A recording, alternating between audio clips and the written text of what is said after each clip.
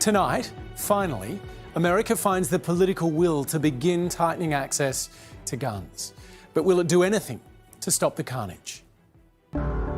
In a divided country, stuck in an endless cycle of mass shootings, a glimmer of hope.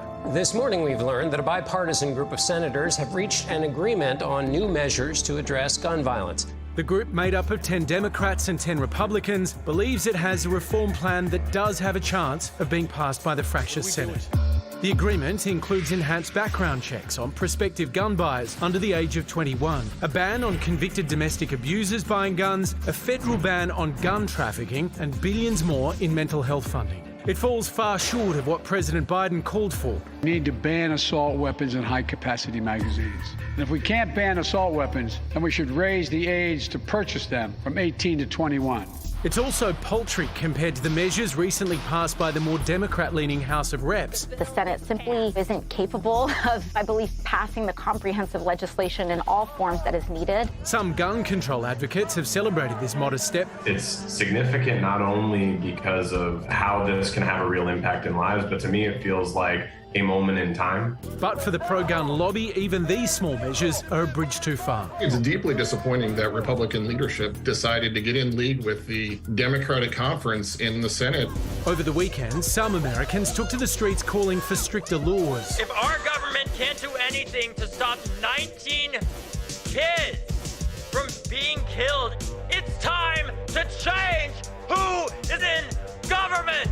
So is this the most lawmakers can hope to achieve? Or is it the first step to changing America's deadly gun culture? Not one more! Not one more! Steve Clemons joins us from Washington D.C. Steve, are these measures going to do anything to stop these hideous massacres?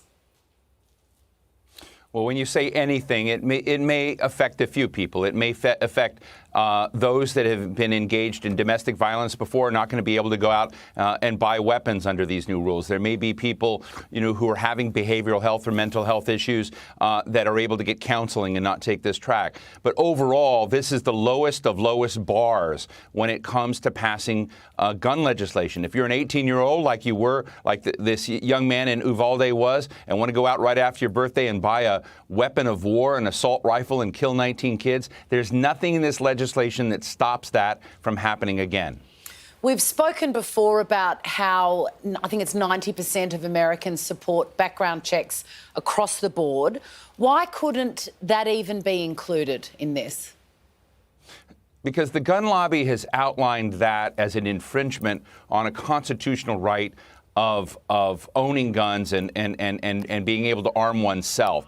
And while they are allowing background checks for young people between 18 and 21 years old that go and buy these assault rifles, overall, that's, again, a very slim part of the scene of those people that are out there buying weapons. There are more weapons like this in America than there are people. And so it's been something that's been outlined for a long time. Senator Manchin, Senator Pat Toomey, a Republican and a Democrat, tried to get background checks passed before, and they failed the last time we had a horrific killing of young children in schools. And so it's just been a hill too.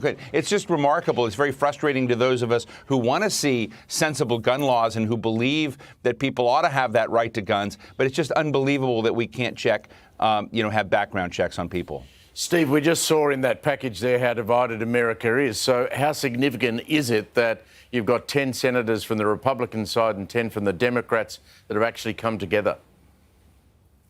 Well, look, I mean, I'm critical of how little is being achieved here, but that in itself is an achievement. It's good that 10 Republicans and 10 Democrats are willing to be listed as having come together and done anything, whether it's on hardening schools or providing mental health care facilities or stopping domestic abusers from being able to buy guns. That is a good thing. And this is where I'm positive, because it lays down a precedent, perhaps, that maybe in the future this kind of, because, look, gun violence is going to end. I mean, since we all last spoke, there have been dozens and dozens of other mass shootings in America. None this horrific, but a mass shooting means more than 4 people are victims, and we've had dozens of those. 40,000 people died through gun violence last year in the United States alone. And so if they're coming together to discuss that, despite the power of the gun lobby, that's a positive thing. Thanks so much for joining us tonight, Steve. Thank you.